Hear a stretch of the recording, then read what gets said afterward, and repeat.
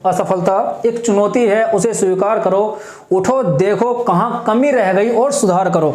उठो देखो कहाँ कमी रह गई और सुधार करो।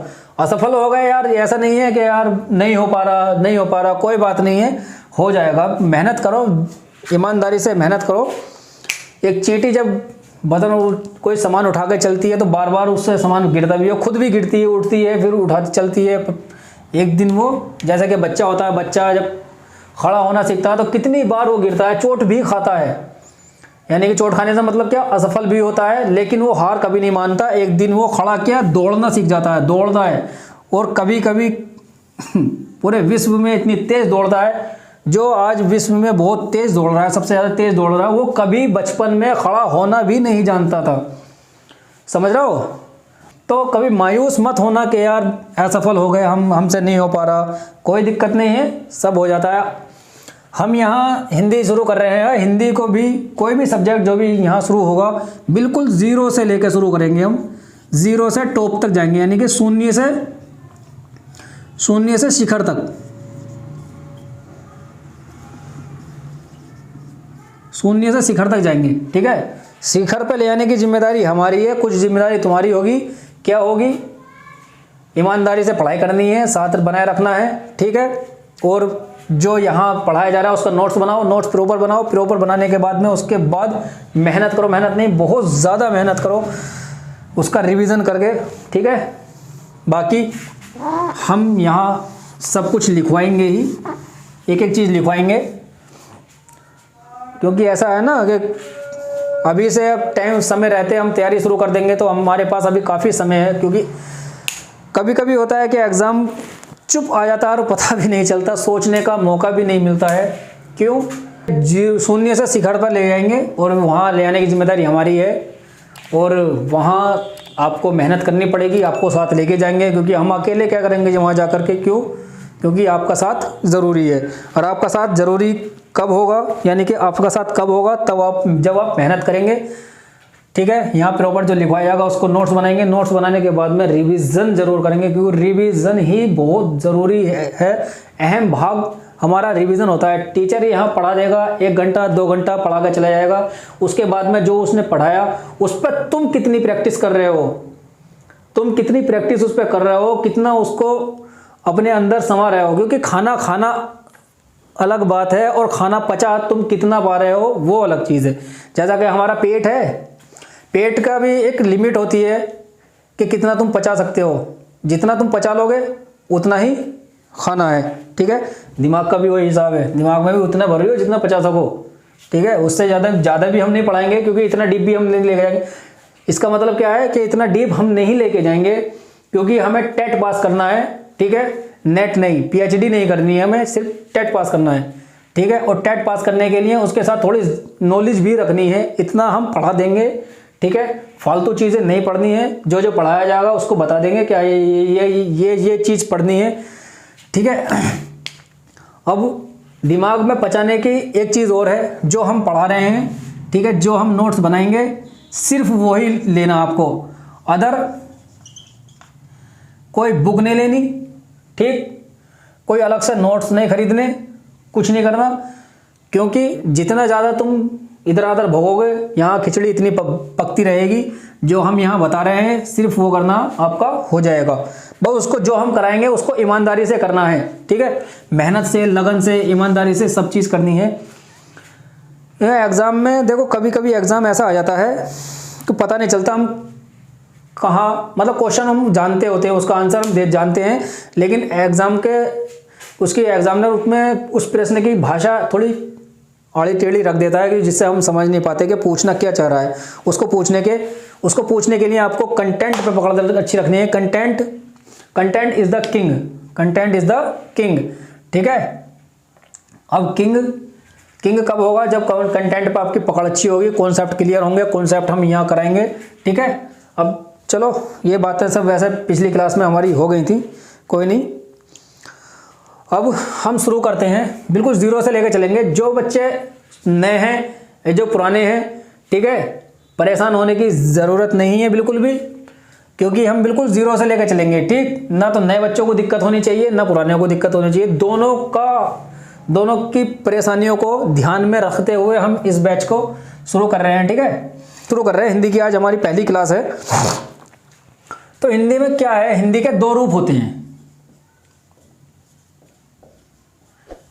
हिंदी के होते हैं दो रूप। कौन कौन से होते हैं? एक होता है विषय, हिंदी विषय, ठीक है, और एक होता है हिंदी भाषा।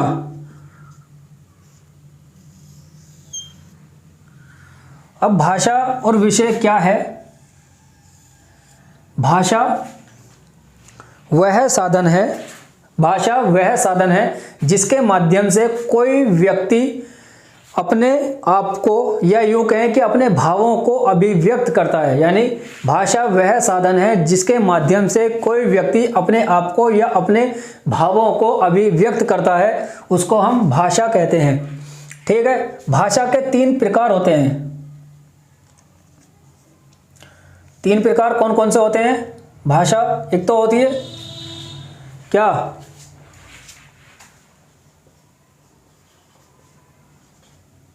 मौखिक भाषा,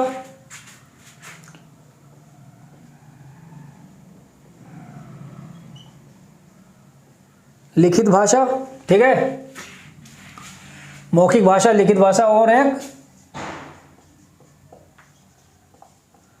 सांकेतिक भाषा। मौखिक भाषा, लिखित भाषा और सांकेतिक भाषा। ठीक है, लाइक शेयर सब्सक्राइब तो कर दो यार। मौखिक भाषा, अब मैं कह रहा हूं तुमसे, मुंह से लाइक शेयर सब्सक्राइब कर दो, ये क्या है? मुंह से कहा ना, ये हो गई मौखिक भाषा। और मैं इसी चीज़ को लिख के दूं, सिर्फ ना बोलूं, यहाँ लिख दूं, ठीक है? या मैं तुमसे कहूं कि मैं तुमको 500 रुपये दूंगा बच्चों, कल को मैं तुम्हें 500 रुपये दूंगा, सीरियस मत होइयो। ठीक है, तो आप क्या कहोगे कि सर मान लेंगे हम अगर तुम लिखित में दे दो हमें। ठीक है, अगर मैं उस चीज़ को लिखित में दे दूं कि मैं कल को तुम बच्चों को 500 रुपये दूंगा, अगर मैं उसको लिखित में दे दूं तो हो गई लिखित भाषा। अगर मैं सिर्फ हवाई फायरिंग कर रहा हूं कि मुंह से सिर्फ वो कह दिया, लिख के कुछ नहीं दे रहा, होगी मौखिक भाषा। और बची सांकेतिक भाषा। सांकेतिक भाषा हमारी इशारों की भाषा, जैसे इशारों में काम हो जाना। ठीक है, ये सारा गलत मत समझो, दारू का ना पानी के लिए भी यही होता है, एक गिलास पानी के लिए किसी से कहो तो, या लड़के समझेंगे वो वाला धुआं उड़ाने के लिए, वो भी इशारा है। अब इसके लिए एक छोटी सी बात बताऊं। क्लास चल रही है, क्लास में बहुत सारे बच्चे बैठे हुए हैं, कुछ दो खुराफात लड़के भी बैठे हुए हैं उसमें। टीचर पढ़ा रहा है, उसका मुंह बोर्ड की तरफ वो लिखवा रहा है, पीछे आपस एक बच्चा उधर बैठा है वो, और एक थोड़ा दूरी पे है। जब वो देखेगा, आंखों इशारा होगा, ठीक है, वो उससे क्या इशारा करेगा? मतलब क्या, चल रहे हैं बाहर, और वो दोनों उठे, उनमें दोनों में हाँ सलाम मिली, दोनों उठे, चुप उठे, किसी को कुछ पता भी नहीं चला, और काम हो गया, बाहर चले गए।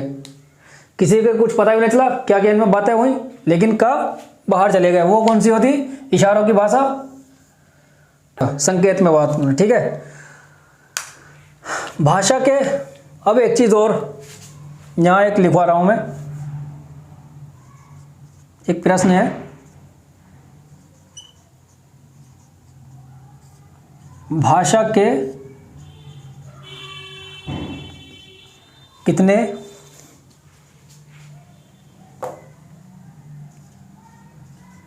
रूप होते हैं? कमेंट करके बताओ। इतने मैं दूसरा क्वेश्चन लिख रहा हूं, इतने कम बताओ। ठीक है, चलो ठीक है, देखो भाषा के रूप कितने होते हैं, थोड़ा कलर चेंज कर लेता हूं। भाषा के रूप होते हैं 2। कौन कौन से? एक लिखित, ठीक है, दूसरा कथित। ठीक है, 2 रूप हो गए, भाषा के रूप हो गए 2। अब यहां जो मैंने भेद लिखा था ना, उसको दूसरा बोलते हैं प्रकार। भाषा के प्रकार, भेद और प्रकार हम ये 3 पढ़ चुके हैं, मौखिक, लिखित और सांकेतिक। ये होते हैं कितने? 3। यानी कि अगर ये कन्फ्यूजन का सवाल है वो तो इसको ध्यान से रखना, नोट कर लेना अच्छे से। क्या? भाषा के रूप, अगर कोई पूछे भाषा के रूप कितने होते हैं? 2। कौन कौन से? लिखित और कथित। और भाषा के प्रकार कितने होते हैं? भेद कितने होते हैं? 3। कौन कौन से? मौखिक भाषा, लिखित भाषा। इसको लिखित को ना एक चीज और बोलते हैं, क्या? टंकित। अब टंकित कौन सी? टाइपिंग वाली जो भाषा चलती है आजकल, व्हाट्सएप वाली चल रही है ना, ये वही टाइप करने वाली, उसको टंकित बोलते हैं। टंकित यानी कि मौखिक, लिखित और सांकेतिक, 3 प्रकार या भेद होते हैं, ठीक है। और रूप 2 होते हैं, याद रखना। इसको देख लो, दिख रहा है ना। यानी कि भाषा हो गई हमारी। अब देखते हैं हम हिंदी का विषय, थोड़ा और आगे चलते हैं।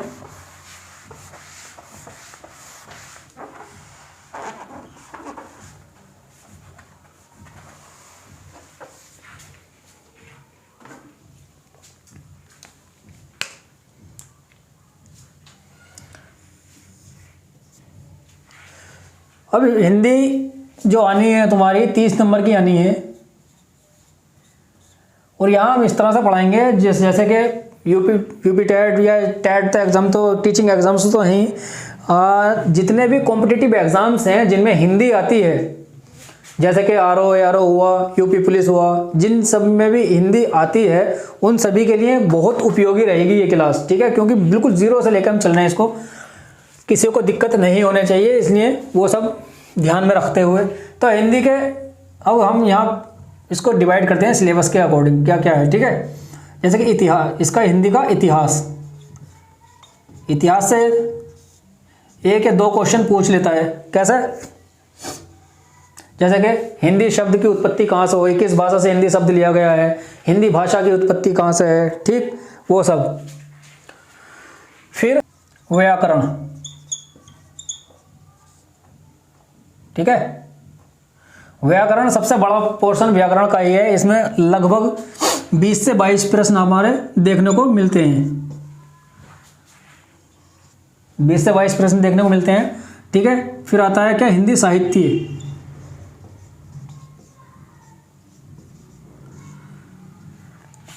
काव्य भी इसको कभी कभी पहले काव्य भी बोला। हिंदी साहित्य में 4 से 5 प्रश्न हमारे आ जाते हैं। और इसके बाद आता है क्या? भाषा,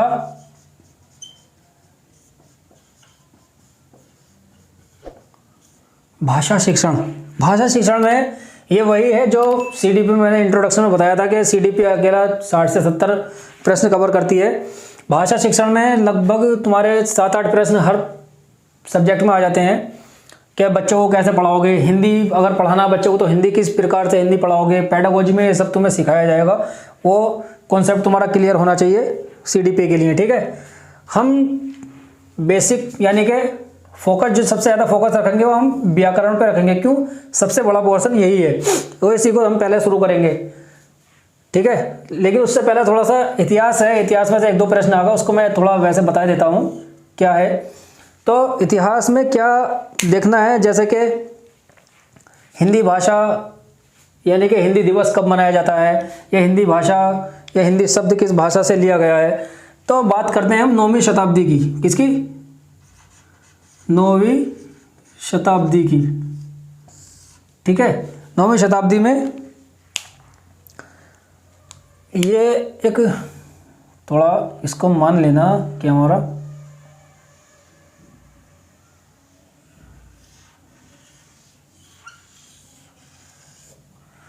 ये भारत का नक्शा बनाया समझाने के लिए थोड़ा सा, ठीक है। ये क्या है? सिंध प्रांत है। ये क्या है? सिंध प्रांत। यहाँ ये सिंध प्रांत है। एक यहाँ एक देश होता है क्या? ईरान। और ईरानियों की भाषा क्या होती है? फारसी। ईरानियों की भाषा होती है फारसी, ठीक है।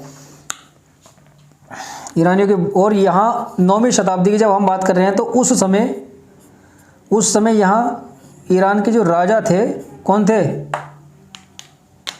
नौशेरा जी,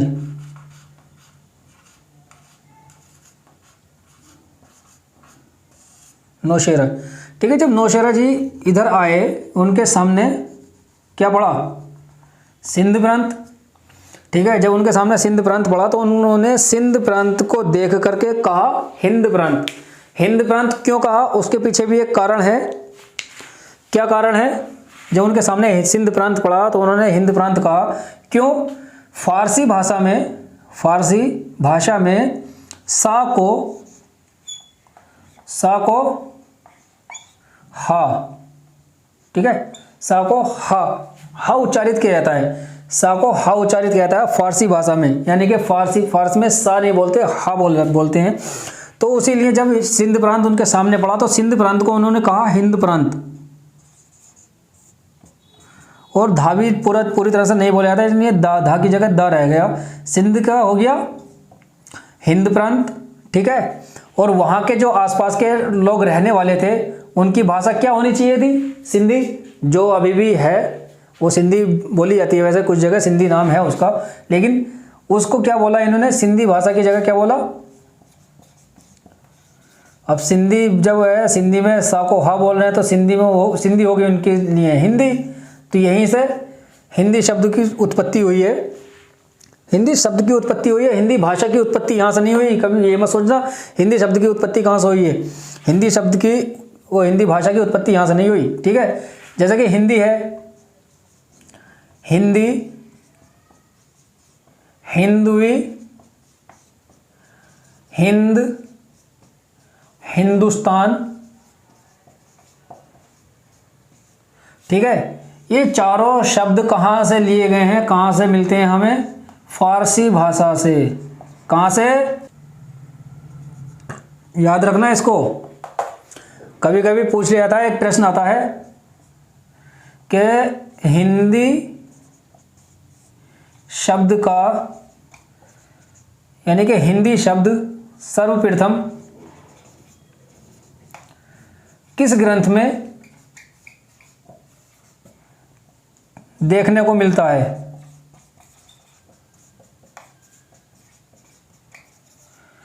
ठीक है, बताओ किस में मिला। तुम में से अधिकतर लोग क्या सोच रहे होंगे, ऋग्वेद में, क्योंकि सबसे पुराना वेद माना जाता है। तो तुम लोग सोच रहे होंगे कि ऋग्वेद में ही देखने को मिलता है, लेकिन नहीं मेरे बच्चों, ऋग्वेद में नहीं मिलता। कहाँ मिलता है, ज़ैद अवेस्ता। बच्चों कहाँ मिलता है, ज़ैद अवेस्ता। ठीक, अब ज़ैद अवेस्ता ये क्या भला है, अब सोच रहे होंगे क्या है। ज़ैद अवेस्ता एक पारसी धर्म,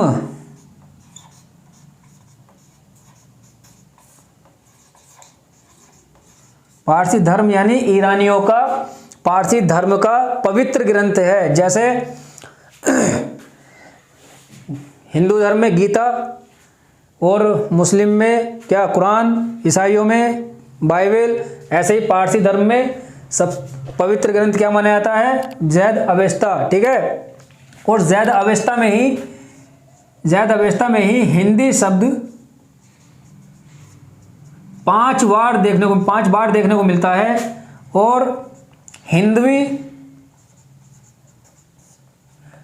शब्द 29 बार देखने को मिलता है। वहीं एक और ग्रंथ है, क्या, एक और रचना है खलिक बारी। बच्चों क्या है, खलिक बारी। अब खलिक बारी किसने लिखी है ये बताओ, चलो कमेंट करके, ये तुम्हारे लिए होमवर्क है कि खलिक बारी किसने लिखी है, इसका कमेंट करके बताना नीचे। ठीक है, खलिक बारी में खड़ी बोली का प्रयोग हुआ है, और लिख लेना, लिखते रहना इसको, खड़ी बोली का प्रयोग हुआ है। और खलिक बारी में हिंदी शब्द 5 बार और हिंदवी शब्द 30 बार देखने को मिलता है। यानी कि +1 इसमें कर दोगे तो 30 हो जाएंगे, बाकी हिंदी दोनों में 5-5 बार ही देखने को मिलता है। और इस खलिक बारी किसने लिखी है उसका कमेंट करके जवाब देना। ठीक है, इतिहास में मेरे ख्याल से इससे ज़्यादा डीप शायद नहीं पहुंच पाएगा। हिंदी दिवस कब मनाते हैं ये भी कमेंट करके बताना। चलो ठीक है, तो एक हिंट देता हूँ, 14 तारीख को मनाया था, लेकिन कौन से महीने में मनाया जाता वो कमेंट करके बताना। ठीक है, 2 होमवर्क होगा तुम्हारे लिए। अब हम शुरू करते हैं अपना मेन पोर्शन जो है क्या, व्याकरण और दंत से इस तरह से। तो ऐसा अब हम अगले सेशन में देखेंगे। ठीक है, तब तक के लिए साथ बनाए रखें और हंसते रहें, मुस्कुराते रहें, अपना और अपनों का बहुत सारा ख्याल रखें और अपने परिवार से जुड़ें। किससे दिख रहा है, शिक्षा एम्पायर। ठीक है, अपने शिक्षा एम्पायर परिवार से जुड़ें। लाइक शेयर सब्सक्राइब जरूर करें यार, और दोस्तों को बुलाएं। तब तक के लिए धन्यवाद, बाय, गुड बाय।